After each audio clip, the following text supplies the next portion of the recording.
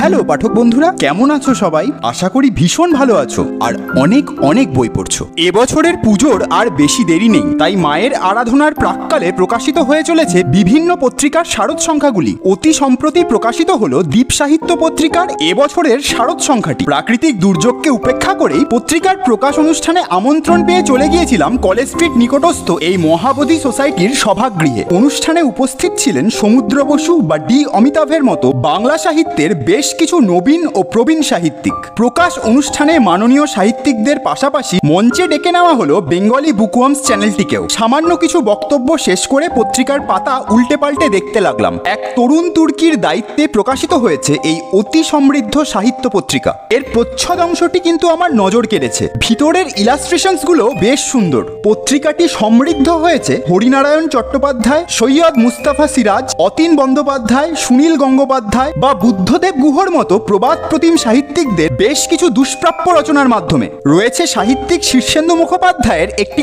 আন্তরিক সাক্ষাৎকার। এছাড়া আছে সঞ্জীব চট্টোপাধ্যায়, অভিষেক চট্টোপাধ্যায়, মধুমিতা সেনগুপ্ত, অভিজ্ঞান গাঙ্গুলি, চুমকি চট্টোপাধ্যায়, দীপান্বিতা রায়, রাজা ভট্টাচার্য, জয়ন্ত নারায়ণ চট্টোপাধ্যায়, ডি অমিতাভ বা নিখাত বাঙালির মতো বাঘা বাঘা সমস্ত আধুনিক লেখক সাহিত্যিকদের রচনা। রয়েছে তসলিমা নাসরিন, ভাস্বর চট্টোপাধ্যায়, শুভদীপ চক্রবর্তী প্রভৃতি গুণীজনের কবিতা। সাহিত্যিক এবং গবেষক সমুদ্র বসুর কলমে পেয়েছি একটি ভ্রমণ কাহিনী। রাজনীতি অংশে বামপন্থা নেতা তথা রাজনৈতিক বিশ্লেষক শতরূপ ঘোষের একটি লেখাও স্থান করে নিয়েছে এই পত্রিকায়। রয়েছে বিনোদ ঘোষাল বা সোমনাথ কর প্রভৃতি সাহিত্য সমালোচকদের বেশ কিছু প্রাসঙ্গিক প্রবন্ধ। পত্রিকাটির মুদ্রিত মূল্য 299 টাকা। তোমরা কলেজ স্ট্রিটের অভিযান বুক ক্যাফে আর দ্বীপ প্রকাশন ব্যতীত আর কোথায় কোথায় অফলাইন বা অনলাইন মাধ্যমে কিভাবে এই পত্রিকাটি সংগ্রহ করতে পারবে, এই ভিডিওর ডেসক্রিপশনে থাকবে তারও হদিশ। সর্বোপরি সমগ্র পত্রিকা জুড়ে একটিও বিজ্ঞাপন কিন্তু আমার চোখে পড়েনি। সুতরাং অন্যান্য পত্রিকায় যেমন চোখ ঢেকে যায় বিজ্ঞাপনে, এই পত্রিকায় কিন্তু পাঠককে সেই বিরক্তিকর পরিস্থিতির সম্মুখীন হতে হবে না। মানে সোজা কথায় পাঠককে পয়সা দিয়ে একগাদা বিজ্ঞাপন কিনতে বা পড়তে হচ্ছে না। তাই আমি ব্যক্তিগতভাবে সাজেস্ট করব